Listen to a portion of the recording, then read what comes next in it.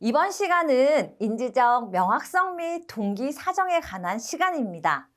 내담자의 인지적 명확성, 내담자 지금 상담하기에 제정신인가 아닌가 파악한다라는 것이고요.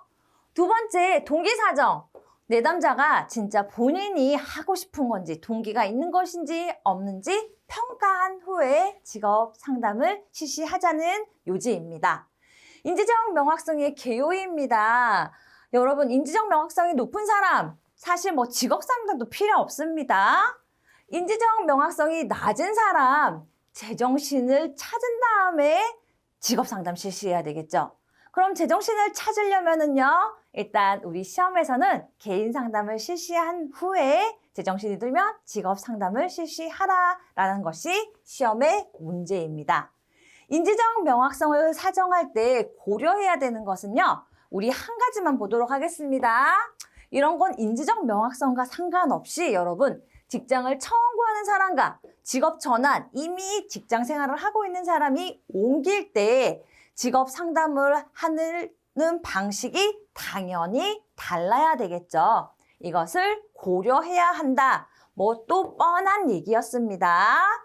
자, 금방 말씀드렸던 시작에 인지적 명확성이 있는 사람은 직업 상담 당연히 하면 되고, 없는 사람은 개인 상담 후에 직업 상담 하라라는 거죠.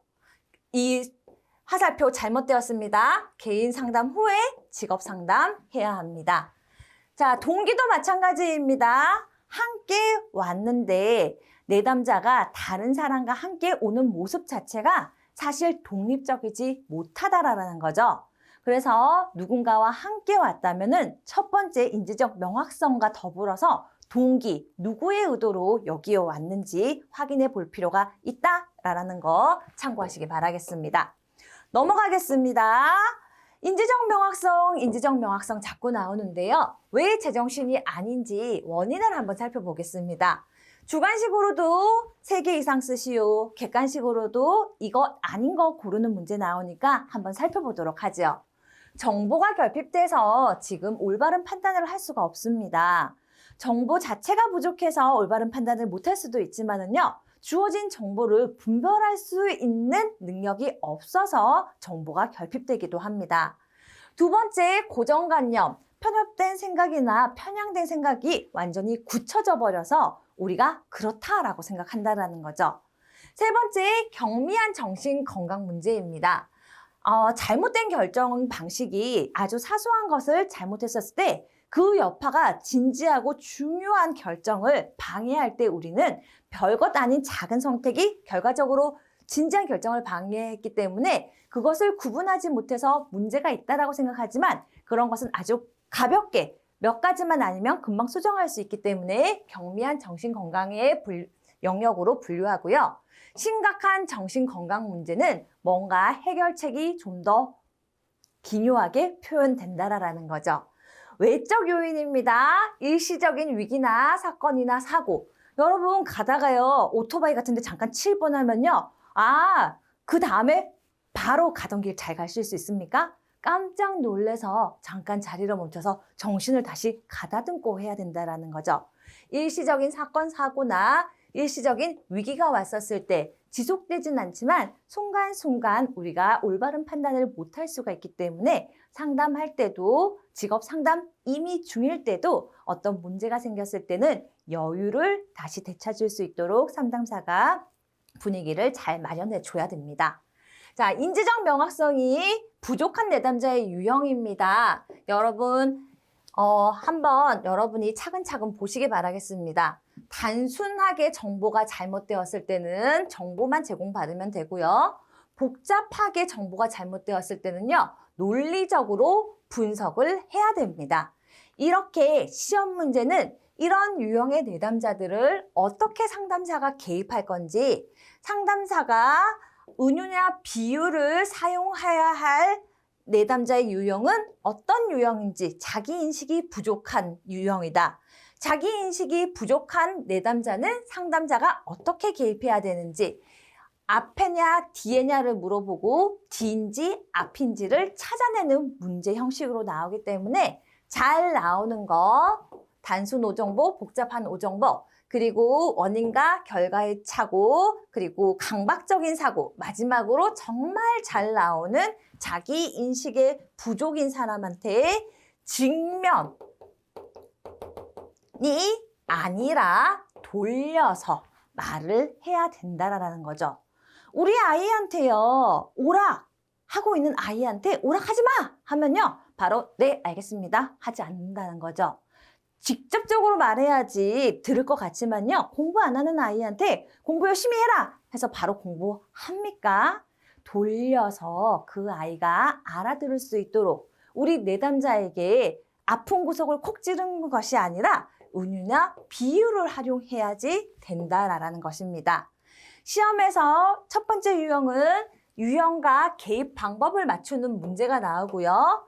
두 번째는 실제로 이렇게 내담자와 상담자 간의 대화를 보여주면서 어떤 내담자가 어떤 문제를 지금 가지고 있는지 부자들만 갈 수 있어요. 오정보이죠? 그랬을 때 단순 오정보인 내담자의 유형이다라고 찾아내는 문제가 나옵니다. 다양한 사례들이 있으니까요. 여러분 사례와 문제 확인하시면서 내 것으로 만들어 가셨으면 좋겠습니다. 9개 있었죠? 마지막에 자기인식 부족인 내담자의 유형까지 여러분이 파악하시면 될 것 같습니다. 제일 중요하다고 했습니다. 자기인식이 부족인 사람 어떻게 개입한다고요? 그렇죠. 은유나 비유로 개입한다라고 했습니다. 차근차근 여러분이 한번 직접 보시길 바라겠습니다. 자, 명확성이 파악이 되면 동기를 파악한다고 했어요. 우리 지금 연속해서 상담 초기에 이루어져야 되는 활동들을 살펴보고 있는데요. 상담 초기에 내담자를 파악하기 위해서는 동기, 제목은 동기지만 동기를 파악하고 내담자의 가치를 파악하고 내담자의 흥미를 파악하고 성격을 파악해서 목적인 직업 상담의 발판을 잘 마련해야 된다는 것입니다. 여러분, 동기 파악할 때 제일 중요한 것은 누구의 동기인가? 그래서 자기 기입식으로 파악해야 된다는 것이 키포인트입니다. 가치! 여러분, 사람들이요, 자기 가치에 맞지 않는 일은요, 목에 칼이 들어와도 하지 않습니다. 아무리 돈을 많이 주는 일이라고 하더라도 처음에는 돈을 주니까 할 수 있지만은 맞지 않으면 금세 그만두거나 이건 아닌 것 같다라고 시작조차 하지 않는다라는 거죠. 독립운동, 돈 주지 않아도 그것이 자기의 사명, 가치에 맞기 때문에 목숨 걸고 하시는 분들도 많으셨잖아요. 또 그게 아닌데 하라고 한다고 해서 할 수도 없다라는 거죠. 일도 마찬가지입니다. 세 번째, 흥미. 자기가 즐거워하고 관심 가는 영역을 일로 하게 될 가능성도 높고 그랬을 때 성공 확률도 높아진다라는 거죠. 그래서 온 내담자의 흥미를 파악하는 것도 직업 상담에 있어서 매우 중요한 일이고 마지막에 성격적인 측면을 살펴봄으로써 이 일을 오랫동안 지속할 수 있을지 없을지 여부까지 확인할 수 있다라는 겁니다. 지금 우리가 동기와 가치와 흥미와 성격 왜 알아보냐고요? 직업 상담을 통해서 내담자에게 가장 알맞는 직업을 권유해주기 위해서 의사결정을 도와주기 위해서 내담자를 파악하는 주요 요소들이라는 겁니다. 한 가지씩 주요 내용만 다시 한번 살펴보면은요. 동기 계속해서 반복해서 말씀드립니다. 누구의 동기, 자기의 동기, 어떻게 자기 보고식으로 내가 생각하는 나를 파악해야 된다라는 거죠. 그러니 이런 자기 보고법으로 내담자에게 직접 대답을 들어야 하다 보니 인지적 명확성이 있는 내담자에게 효과적입니다. 그래서 다시 우리 바로 전에 했던 인지적 명확성이 있는지 없는지부터 직업 상담의 출발점이 된다라는 것입니다. 자기의 성공에 대해서 낮은 동기를 가지고 있을 때 어떻게 대처합니까? 내가 성공에 대해서 낮은 동기예요. 그러니까 성공을 할 수 있을 거라고 생각하는 것보다 성공할 수 있을까라고 생각하는 경우이죠. 그랬을 때요, 높은 수준의 수행을 강화시켜서 수행 기준의 필요성을 인식시킨다. 자기가 낮은 동기를 가지고 있으니까 더 낮은 걸 얘기하는 것이 아니라 이 낮은 동기를 기준으로 조금 더 높은 것을 제공하는 거죠. 그래서 이 정도 하면 여러분 여기에서 매우 높은 수준 아예 시도조차 안 하게 됩니다. 자, 낮은 동기에게 낮은 것이 아니라 낮은 동기에게 조금 높은 수준의 수행을 강화시켜서 필요성을 인식시킵니다. 그러려면은 장점을 강조해주고 격려를 해야 되고 긍정적인 단계를 강화시켜야 될 것이고 너와 비슷한 인물들이 어떻게 이것을 해결해 나갔다라는 자료를 보여줄 때 아, 동기가 자기 효능감으로 발전시켜질 수 있다라는 겁니다. 자, 문제 여기에서는요. 항상 이 문제 나옵니다.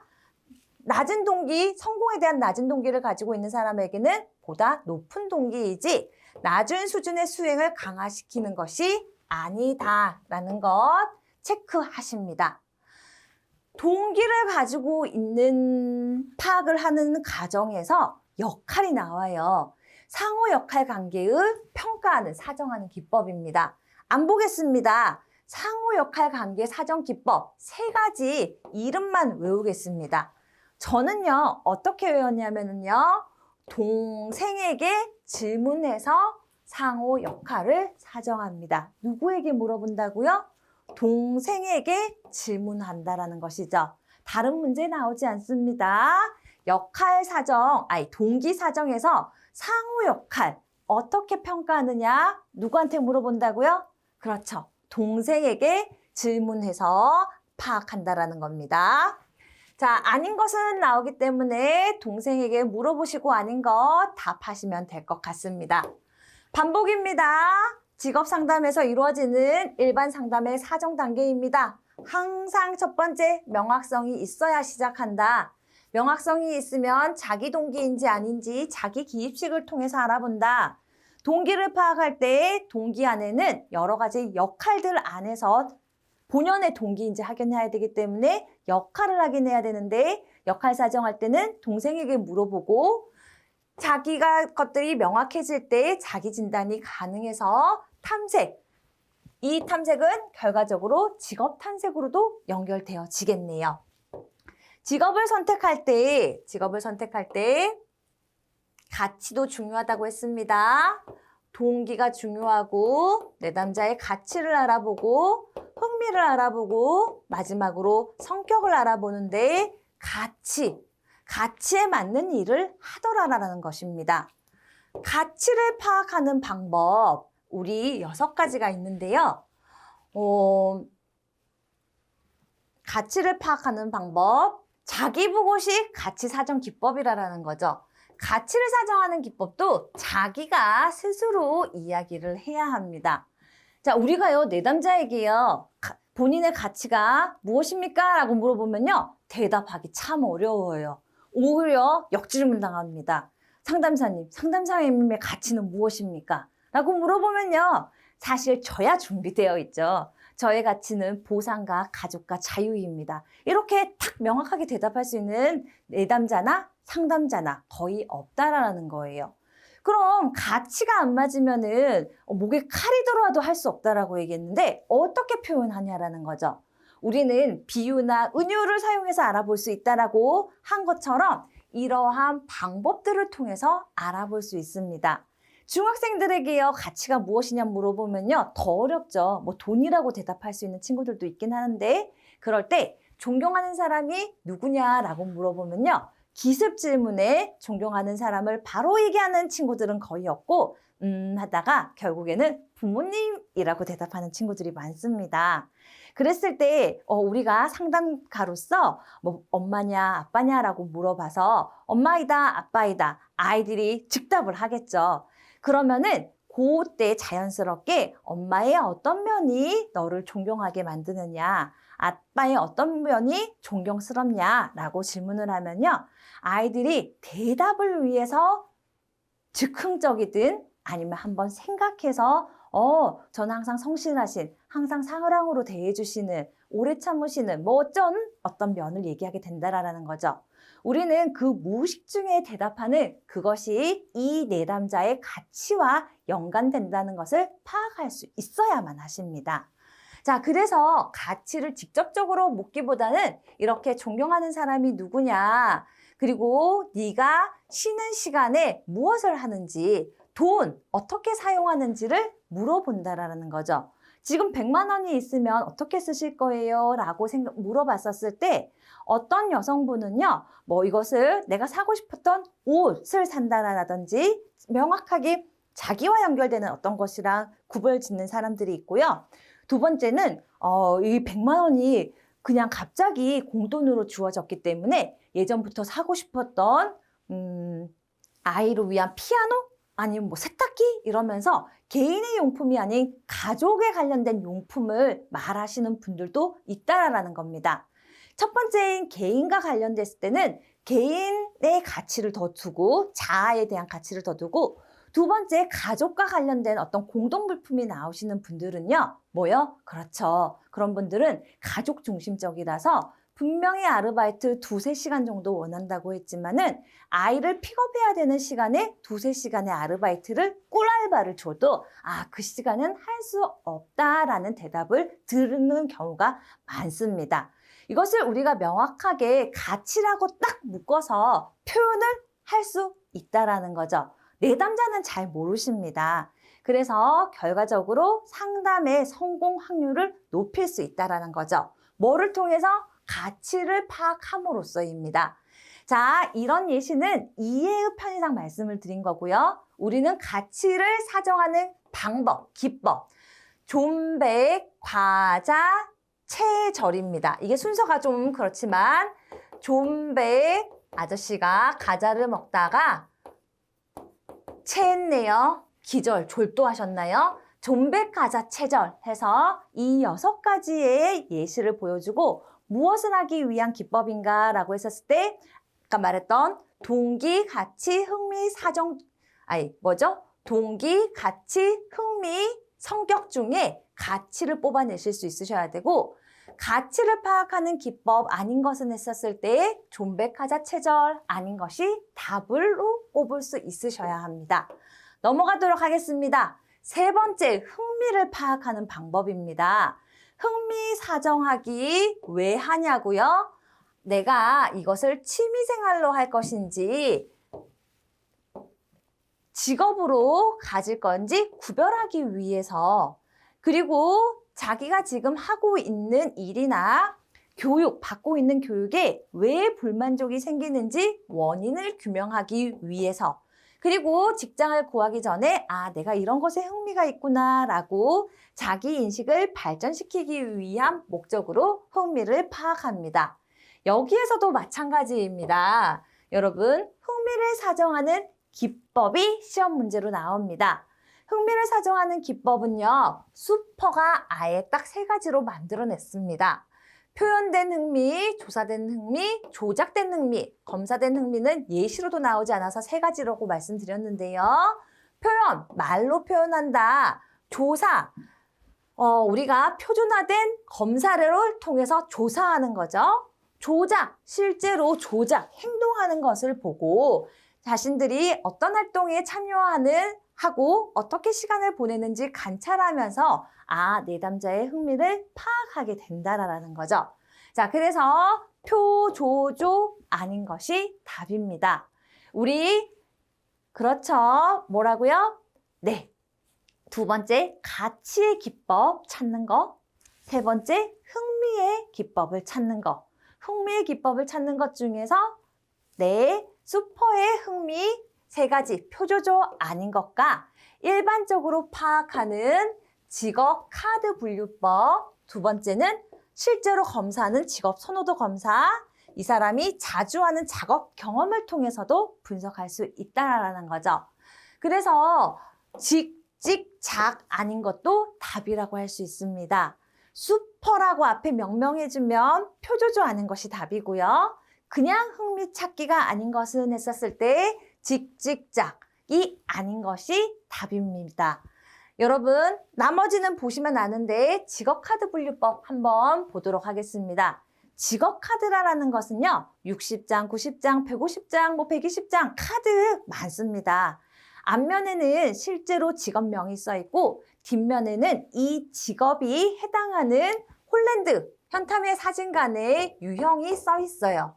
그래서 내담자에게 마음에 드는 한 개의 카드를 보여주면서 선호하시는 직업이냐, 비선호 직업이냐, 중간 아직 선택하지 못한 미결정이냐라고 물어봤을 때 쭉 나눈 다음에 마지막에 좋아하는 직업으로 고른 카드를 보고 너무 많으면 한 번 더 필터, 아니면 몇 장 남지 않았으면 뒷면을 확인해서 선호군을 파악할 수 있게 된다라는 거죠.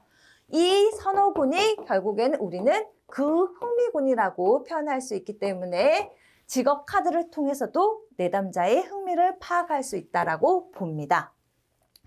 자, 마지막 보겠습니다. 성격 사정하기. 요즘은 MBTI가 유행이라 가지고요. 성격 사정하기 누구나 쉽게 받아들일 수 있습니다. 성격이란 개인의 특징을 나타내는 결국에 행동 양식입니다. 그래서 일관되게 나타나는 그 행동을 보고 우리는 그 사람이 어떤 성격이다라고 파악을 하는데요. 성격 사정의 기법은 말씀드린 대로 유행하는, 요즘 유행하지 옛날부터 있었습니다. MBTI, 마이어스와 브릭스, 엄마와 딸입니다. 엄마와 딸이 2세대를 거쳐가면서 16가지의 타입으로 나누어 놓은 MBTI. 누구한테서부터, 어떤 이론에서부터 발전되었는가? 시험 문제입니다. 융에서부터 분석심리학, 융에서부터 시작되었다. 자기기입식입니다. 남들이 생각하는 나를 기입하는 것이 아니라 140개 정도에 되는 문항에서 내가 생각하는 나의 모습을 체크해서 마지막 데이터로 뽑는 객관적인 심리 검사 중에 하나입니다. 어떻게 나누느냐? 네 가지 양극 차원으로 양극이니까 8가지 섞이는 표시를 해서 결국 16가지의 성격으로 구분된다입니다. 자, 성격 사정 기법에서 MBTI 시험 문제 어떻게 나오는지 볼까요? 누구의 이론을 바탕으로 했냐? 융의 분석 심리학이다. 몇 가지 기준이냐? 4가지 기준이다. 그래서 총 어떻게 나눠지는데 16가지의 타입으로 나누어진다. 이렇게 파악하십니다. 자, 우리 이제 저보다 더 잘 알고 계신 분들도 있을 것 같아요. MBTI에 한해서.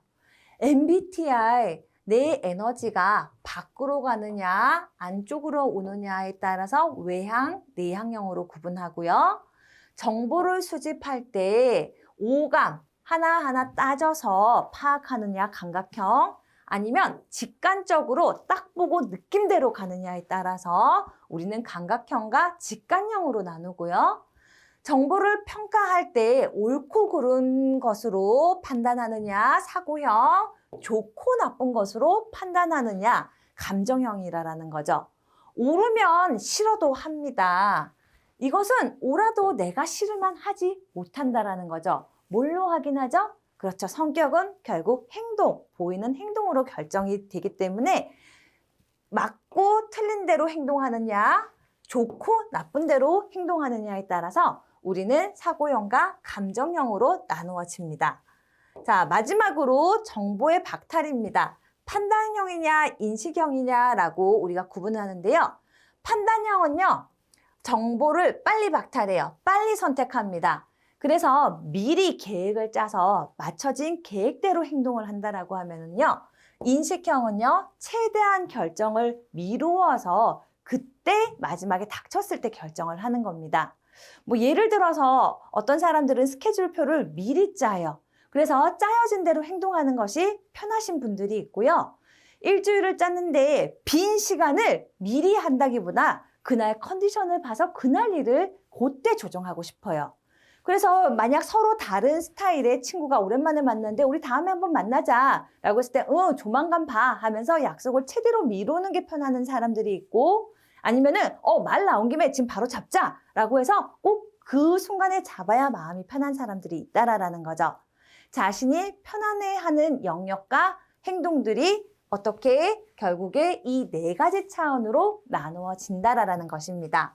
자, 우리는요, 지금 내담자를 평가하기 위해서 흥미와 가치와 동기와 성격 네 가지로 접근하는 방식을 알아보았습니다.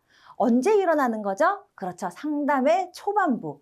상담의 초반부에 일어나는 마지막 활동, 상담의 구조화인데요. 상담의 구조화부터는 다음 시간에 알아보도록 하겠습니다. 여러분 수고 많으셨습니다.